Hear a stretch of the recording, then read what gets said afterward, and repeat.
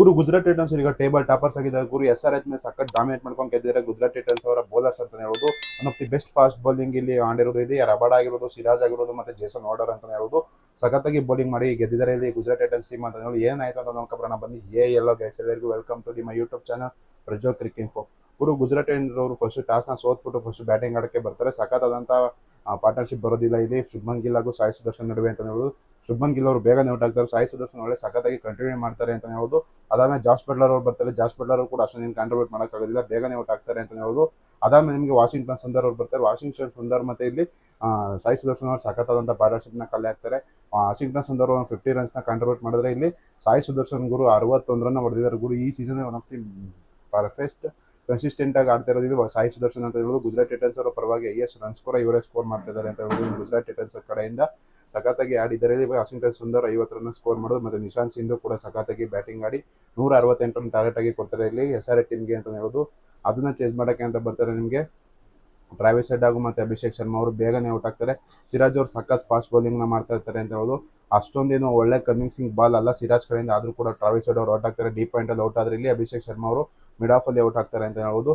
ಸಖತ್ ಬೌಲಿಂಗ್ನ ಮಾಡ್ತಾ ಇರ್ತಾರೆ ಇಲ್ಲಿ ನಿಮಗೆ ಖಗೀಶ್ವರ್ ರಬಾಡ ಅಂತ ಹೇಳ್ಬೋದು. ಖಗೀಶ್ವರ್ ರಬಾಡ ಅಂದ್ರೆ 3 ಓವರಲ್ಲಿ ಪವರ್ ಪ್ಲೇ 3 ಓವರ್ ಹಾಕ್ತಾರೆ. ಸಿರಾಜ್ ಅವರು ಪವರ್ ಪ್ಲೇ 3 ಓವರ್ ಹಾಕ್ತಾರೆ ಅಂತ ಹೇಳ್ಬೋದು. One of the best bowling ಮಾಡ್ತಿದ್ದಾರೆ ಈ ಗುಜರಾತ್ ಟೈಟನ್ಸ್ ಅವರ ಫಾಸ್ಟ್ ಬೌಲರ್ಸ್ ಅಂತ ಹೇಳ್ಬೋದು.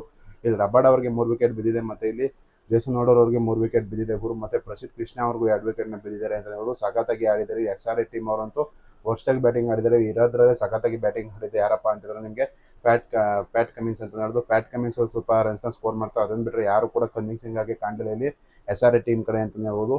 ಗುಜರಾತ್ ಟೈಟನ್ಸ್ ಕಡೆಯಿಂದ ನೋಡಿ ಯಾರು ಕೂಡ ಟಾಪ್ 3 ಬಿಟ್ಟರೆ ಅಷ್ಟೊಂದು ಪರ್ಫಾರ್ಮೆನ್ಸ್ ಮಾಡ್ತಿಲ್ಲ. ಆದರೂ ಕೂಡ ಇಲ್ಲಿ ವಾಷಿಂಗ್ಟನ್ ಸುಂದರ್ ಅವರು ಲಾಸ್ಟ್ ಅವ್ರು ಆಡಿರುವಂಥ ಮ್ಯಾಚಸ್ಗಳು 3 ಮ್ಯಾಚನ್ನು 15 ಸ್ಕೋರ್ ಮಾಡಿದ್ರು ಈ ಸೀಸನಲ್ಲಿ. ಸಖತ್ತಾದಂಥ 15 ಸ್ಕೋರ್ ಮಾಡಿಕೊಡ್ತಾರೆ ಇಲ್ಲಿ ಗುಜರಾತ್ ಟೈಟನ್ಸ್ ಅವ್ರಿಗೆ. ಅದರಿಂದ ಇಲ್ಲಿ ಗುಜರಾತ್ ಟೈಟನ್ಸ್ ಅವರು ಬೌಲಿಂಗಿಂದ ಲೈನಪ್ಪಿಂದ ಇಲ್ಲಿ ಗುಜರಾತ್ ಟೈಟನ್ಸ್ ಅವರು ಟೇಬಲ್ ಟಾಪಲ್ಲಿ ಕೂತಿದ್ದಾರೆ ಹೊರತು ಬ್ಯಾಟಿಂಗ್ ಪರ್ಫಾರ್ಮೆನ್ಸ್ ಇನ್ನೂ ಕೂಡ ಕನ್ವಿನ್ಸಿಂಗ್ ಆಗಿಲ್ಲ.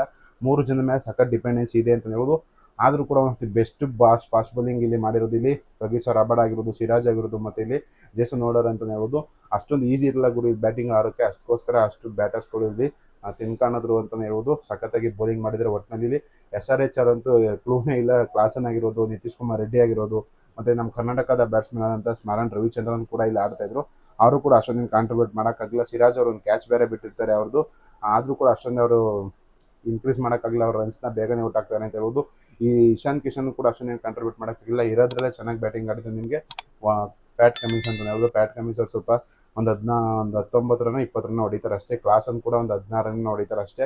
ಅವರು ಕೂಡ ಅಷ್ಟೊಂದೇನು ಕನ್ವಿನ್ಸಿಂಗ್ ಆಗಿ ಕಾಣ್ತಿರಲ್ಲ. ಚೆನ್ನಾಗಿ ಬೌಲಿಂಗ್ ಮಾಡ್ತಾರೆ ಗುರು. ಸಖತ್ತಾದಂಥ ಟೆಸ್ಟಿಂಗ್ ಬೌಲಿಂಗ್ ಲೈನಪ್ನ ಇಟ್ಕೊಂಡಿರುವಂಥ ಗುಜರಾತ್ ಟೈಟನ್ಸ್ ಅವರು ಟಾಪಲ್ಲಿ ಇರೋಕ್ಕೆ ಮೇನ್ ರೀಸನ್ ಇಲ್ಲಿ ಗುಜರಾತ್ ಟೈಟನ್ಸ್ ಅವರ ಬೌಲಿಂಗ್ ಅಂತ ಹೇಳ್ಬೋದು. ಆಶೀಶ್ ನೇಹ್ರಾ ಅವರು ಸಖತ್ತಾದಂಥ ಹೆಡ್ ಕೋಚ್ನ ಇದು ಮತ್ತೆ ಅಂತ ಪ್ರೂವ್ ಮಾಡ್ಕೊತಿದ್ದಾರೆ ಗುರು. ಅಷ್ಟೊಂದು ಏನು ಅವ್ರು ಬ್ಯಾಟರ್ಸ್ಗಳ ಮೇಲೆ ಸಖತ್ ಡಿಪೆಂಡೆನ್ಸಿನೇ ಇರಲ್ಲ.